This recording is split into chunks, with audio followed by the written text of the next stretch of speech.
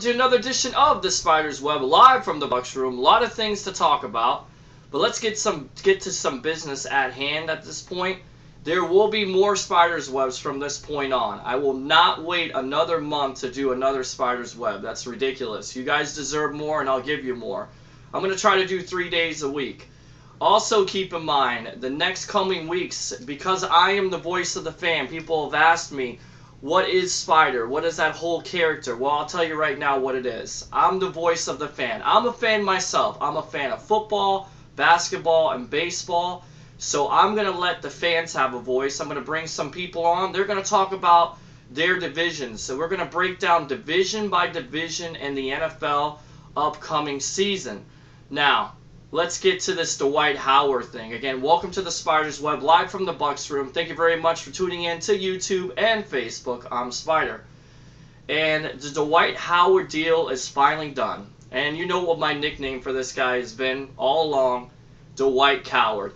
Finally, Mr. Coward has been traded to the LA Lakers. And all I can say is, thank you. Thank you very much.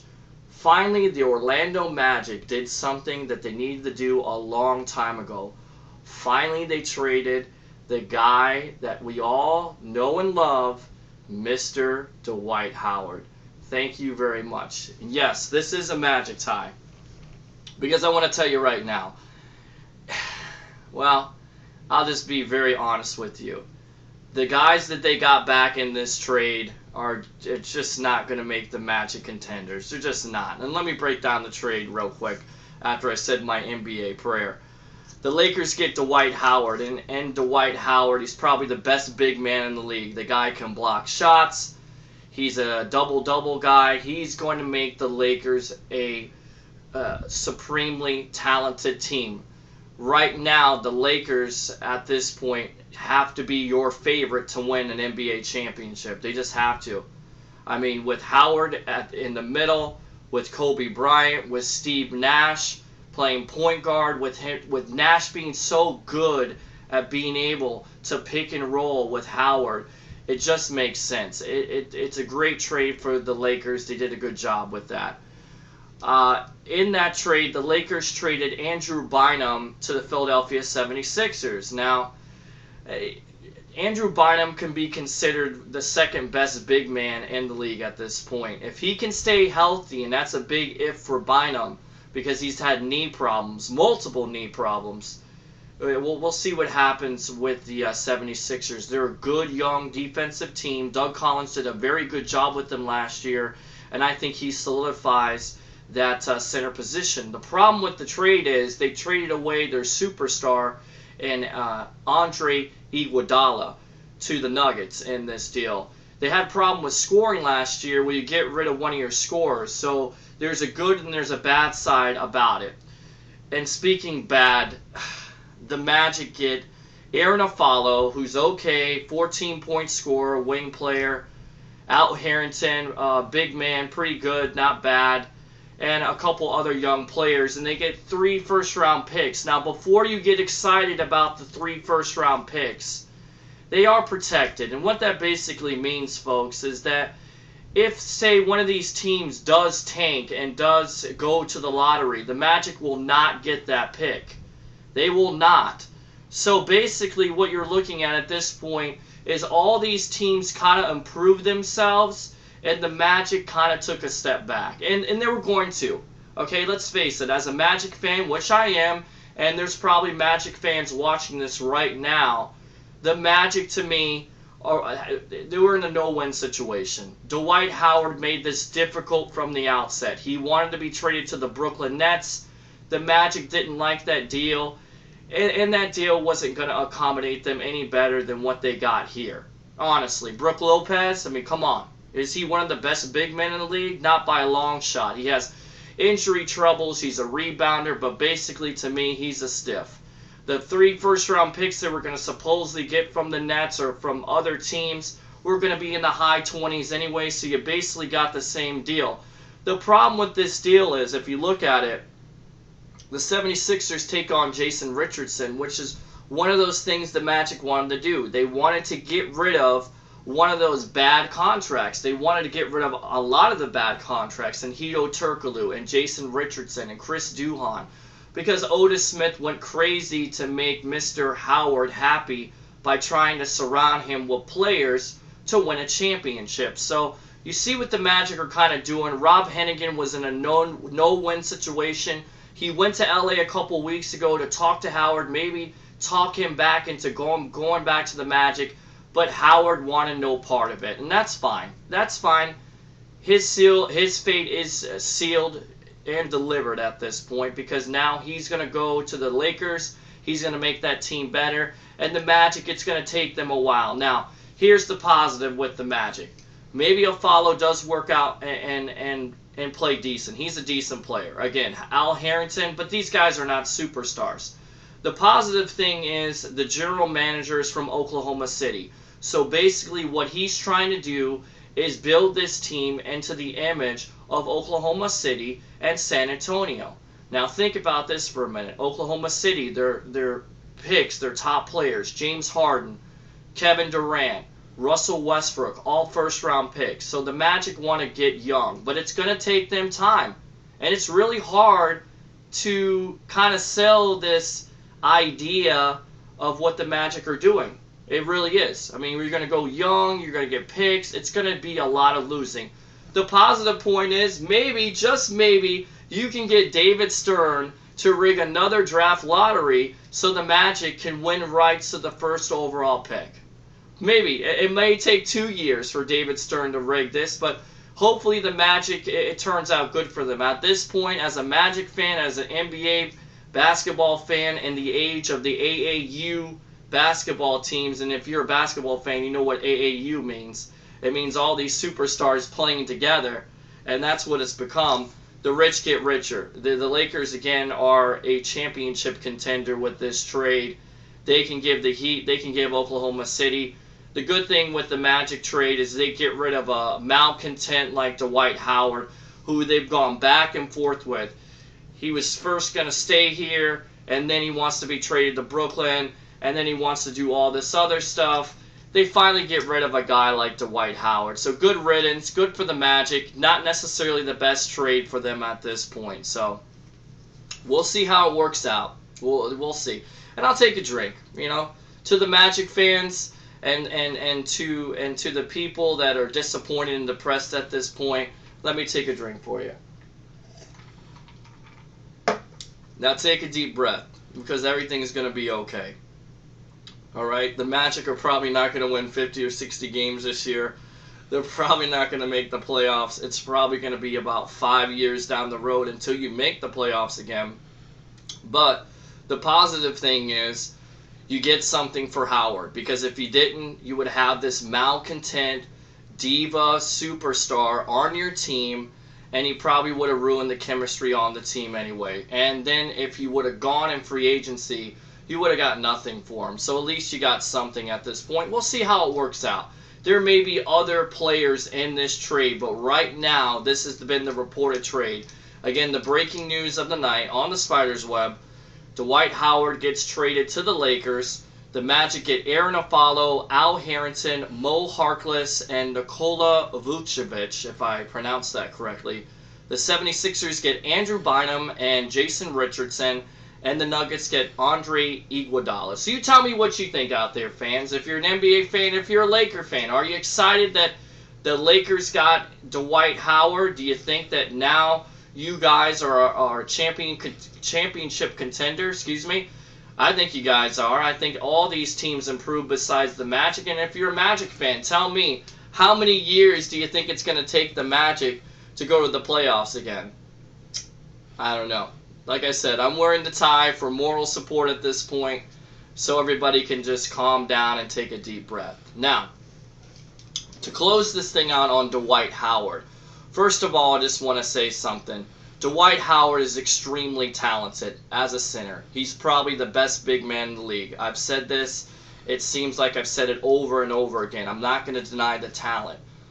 What I didn't like about the whole matter, what I thought was disgusting in the whole process, if you will, is that the fact Howard basically forced his way out of Orlando. He took the unbelievable route of holding a team hostage. He decided where he was going to go, and that's the way it played out. His methods were ridiculous. What he did by getting another coach fired, by getting a general manager fired. Probably the general manager deserved to be fired, but going behind the coach's back and going to management and getting him fired, it's just ridiculous, okay? Dwight Howard's contention throughout the whole process is that he wanted to be the only superstar. Well, let me tell you something. If that was his true belief in this, if this was his true intention, if you will, but belief's probably not a good word, intention. If this was his true intention all along, he would have just stayed with the Orlando Magic because he would have been the only superstar there. But he kind of changed his tune. He wanted to play with superstars. We've been through it over and over again.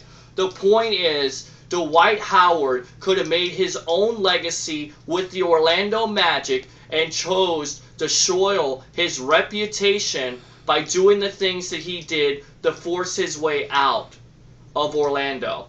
And now, consequently, he's repeated the same thing as Shaq did. He's gone to the Lakers. He's not the only superstar there. Welcome to LA, Mr. Dwight Howard. I hope you enjoy yourself. And for Laker fans, before you get too excited about this, because let's say you guys don't win a championship, okay?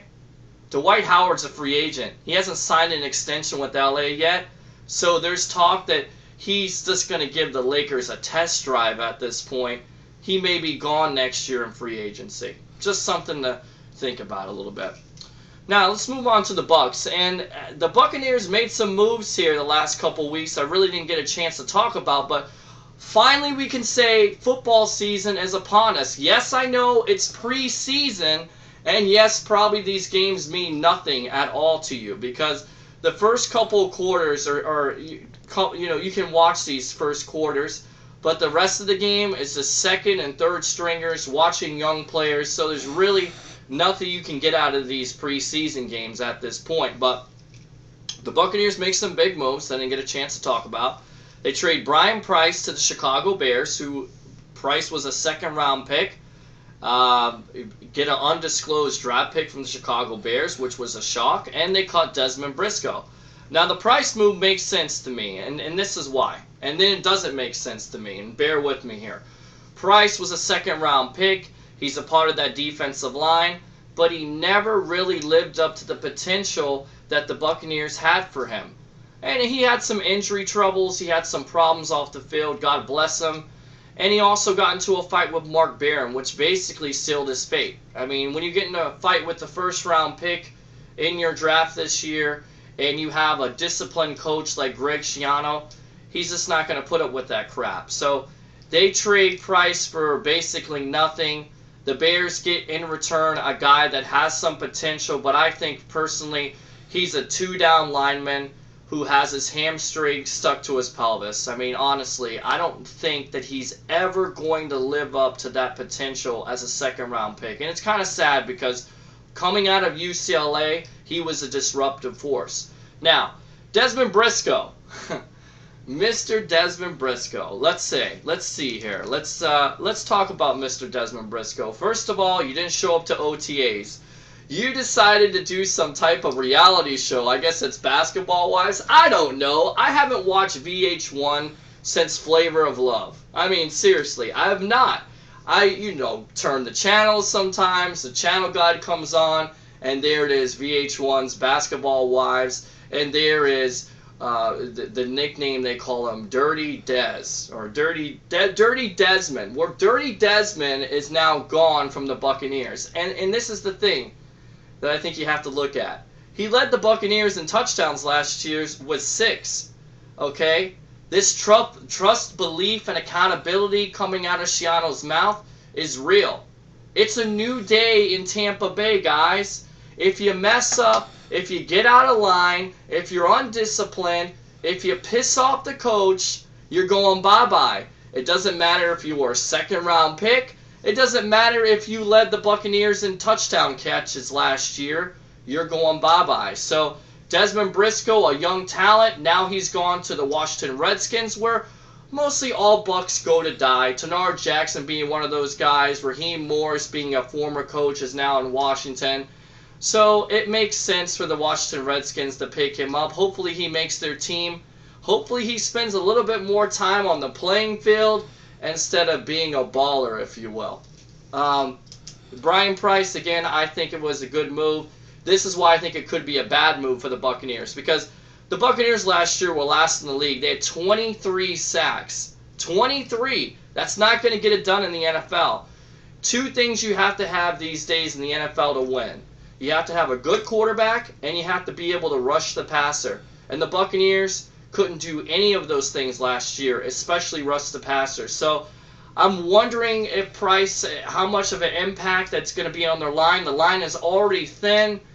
This is going to be a big-time question mark at this point. They get Amobi Okoye. They get another guy by the name of Greg Gibson, who was a free agent they picked up. We'll see what happens, but I think this is going to be a question all year long with the Buccaneer defense. Their offense, I think, is solid, but their defensive line is a troublesome spot that I would be worried about. So you tell me what you think, Buccaneer fans. What do you think about the Brian Price move? Should they got rid of him? Was that a good move? Was that a bad move? What about Dirty Desmond Briscoe? I love that nickname. And I'll tell you right now, I think it's a great move by Schiano. I think it takes a lot of guts to stand for what you believe in at this point. And again, I think it's a new day in Tampa Bay. Now, let me take a drink here. And again, you are tuning in to the Spyder's Web, live from the Bucs Room on YouTube and Facebook. Leave your comments. Again, there's going to be more of these shows in the next coming weeks. I'm going to try to do this 3 times a week. We're going to try to have correspondents on. We may have a Steelers fan on. We may have a Packer fan on. We may have a Cowboy fan on. We're going to have fans that come in this room here and break down division by division. And they're going to try to convince you and me why their team should be in first place, why they're going to finish in first place, or what team they think is going to finish in that division. It's going to be interesting. And I want you to leave your comments and let me know how I can improve this show. Maybe you like to be one of those correspondents that comes on this show and talks about your team or your favorite team. And I've had a lot of guys out there suggest that other females should come on this show. Well, listen, girls, women, if you want to come on this show and you think you can bring something to the Spyder's Web, leave your comments to me, and I'll definitely get back to you. Now, let's do a new segment called the Spyder's Fire. And I have to talk about the Joe Paterno situation because I really didn't touch upon it the last couple months. I kind of left it alone. I let everything kind of play out. And the free report comes out with the whole Penn State situation, and Joe Paterno and the whole administration has been implicated in hiding this child tragedy for 14 years. And I just want to say one thing. If anybody thinks that the players or the coaches at Penn State are victims in this whole mess, you are absolutely ridiculous. Because that's unbelievable. That's unfathomable. That's the problem with this whole situation. This is my big point. Joe Paterno could have did more than any other administration member there. He could have prevented this thing from happening from the outset. He was the big man on campus. He could have came out. He could have went to the authorities, prevented more victims for getting molested, sexually abused. Honestly, I really hate talking about this, but this was one of the major sports stories in this year and last year. It's an unbelievable situation. And the thing for me that's troubling is that the people tried to defend Joe Paterno in the whole situation. Joe Paterno could have did something about this, and he chose to do nothing. He chose to do it the Penn State way. And if you know anything about Penn State, the Penn State way is to take football and everything else over morality. Doing the right thing. doing the right thing in this whole instance was going to the proper authorities and reporting this monster and Jerry Sandusky. When you even had a doubt that something was going to happen, that something was going on at that point, you should have went to the proper authorities. Instead, you lied about it. They have emails. And I don't care what kind of point you try to tell me or try to make that this free report they were hired by Penn State. This is a former FBI investigator. They did a thorough investigation on this whole thing, and they found emails where the administration was lying, where Joe Paterno was lying, so the whole thing stinks, okay? And I think the NCAA did the right thing by suspending them and giving them the $60 million, fining them $60 million, keeping them out of bowl games for 4 years. I think that was the right thing to do. Because honestly, the people in Penn State, in that area, don't get it. It's not about football. It's not about money. It's about doing the right thing. And the right thing was reporting to the proper authorities. Not saving your own ass. And that's exactly what Joe Paterno did. And if anybody has a problem with the opinion that I'm putting out there, that I'm saying that, Joe Paterno is the worst guy in this, to me, he is. I mean, let me go back for a minute. Jerry Sandusky was a monster, but Joe Paterno could have prevented most of this stuff from going on. Okay? And if you think that he was senile in any way, if you think that he was stupid, he wasn't, because he had a chance to come out and basically vindicate himself when he had the interview with Sally Jenkins, and he did no such a thing. He still lied. He lied, and lied over and over again. Then what you come to find out from another source, from another story, is that he was actually negotiating with Penn State before he was fired for more money. He was trying to get private jets, trying to get a raise, and people have a problem with Penn State having all these sanctions and taking down a damn statue. Are you freaking serious? All I have to say is, Penn State, with the Penn State way, taking football over everything else. And ladies and gentlemen, I'm a big-time sports fan, but you have to put things in perspective. As one of my family members would say, it's just a game, okay? And doing things the Penn State way is what got you in trouble in the first place. Well, that's my Spyder's Fire. This has been the Spyder's Web, live from the Bucs room. I'm Spyder. Tell me what you think. What about the Dwight Howard situation? Are the Lakers a championship contender? Did the Magic get enough? How many years am I going to have to wear this tie again before I wear this tie again and be proud of this team being in the playoffs? I think it might be a while. What about the Buccaneer moves? What are you expecting with the trades of Brian Price and getting rid of Desmond Briscoe? How does that affect this team? What are you looking forward to in the season? And also tell me about the disgusting situation at Penn State and Joe Paterno. This has been the Spyder's Web. Same Spyder time, same Spyder channel. Remember, more Spyder's Webs 3 times a week. Keep it locked. Same Spyder time, same Spyder channel.